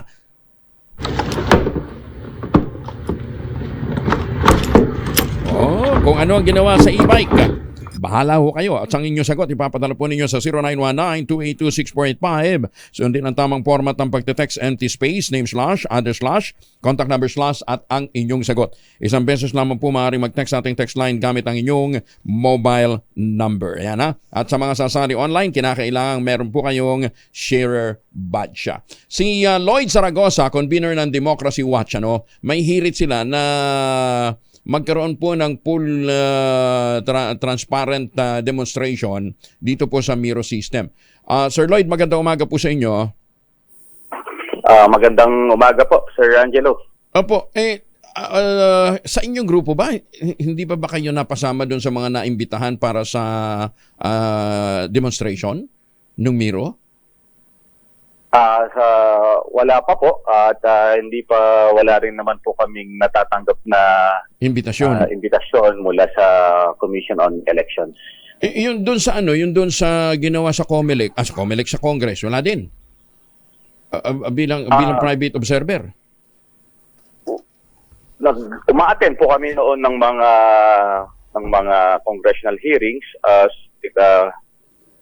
Wala rin naman pong hindi rin naman po kami naanyayahan upang mag-obserba o magbigay ng aming or makita kung nagkaroon ng public demonstration sa Kongreso. Wala kayong request? May formal request na ba kayong ginawa sa COMELEC para mag-allocate ng time for demonstration?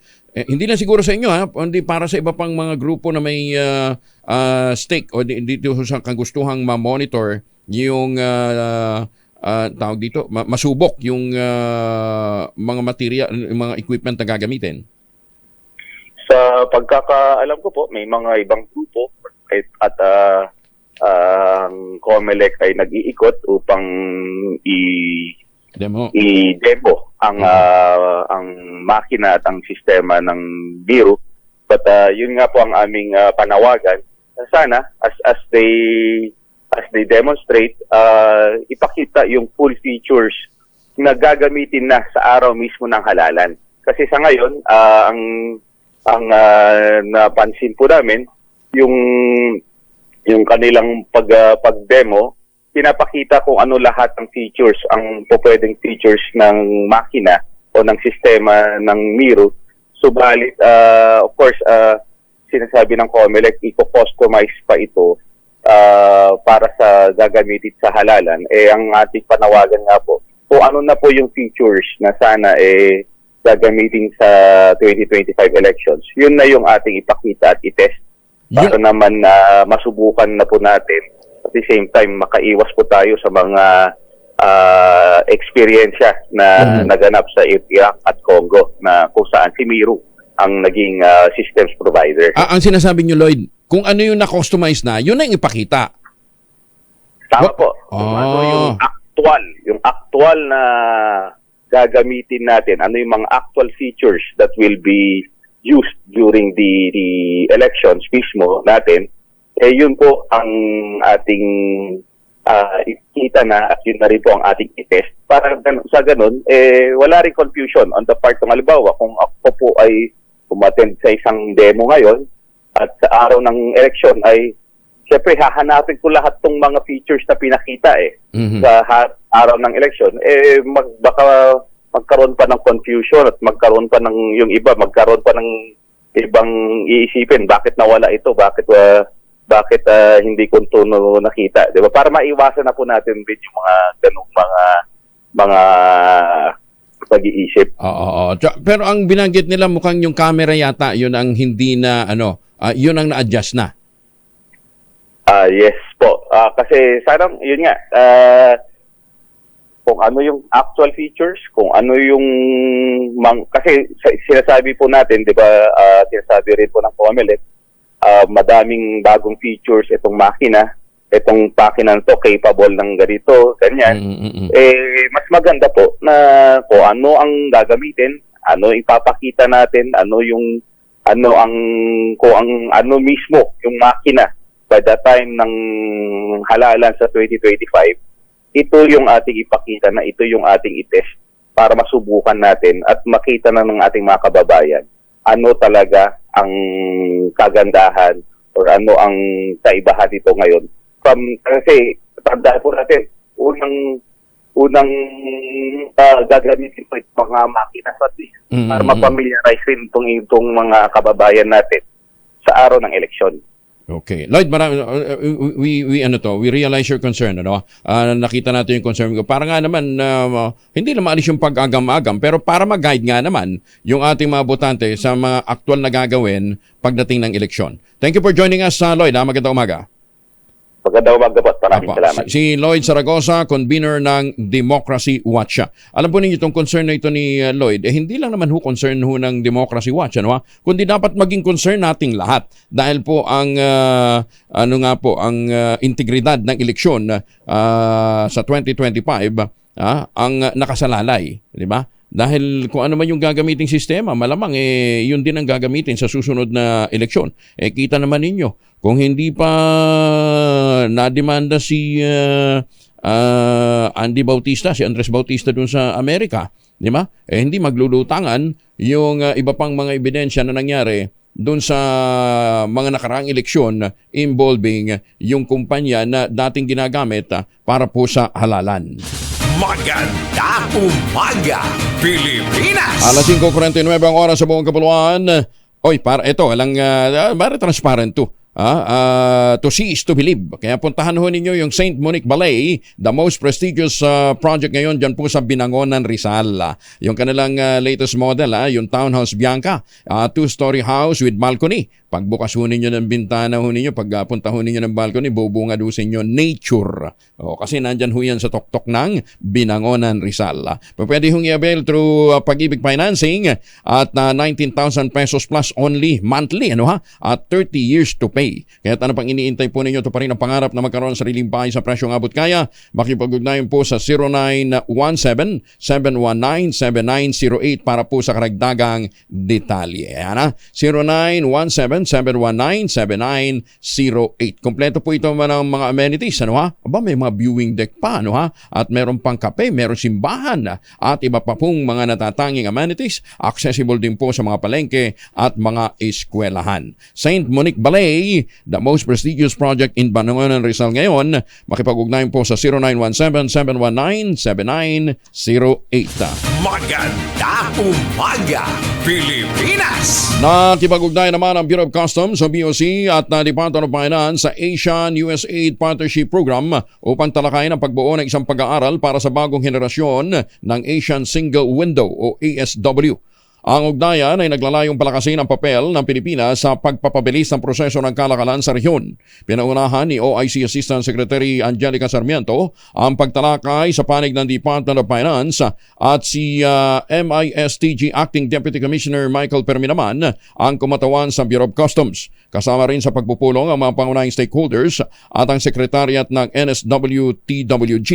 Sinalakay sa sesyon ng iba't ibang mga polisiya, usaping legal at mga teknikal na aspeto upang mapalakas ang susunod na relasyon ng Asian Single Window.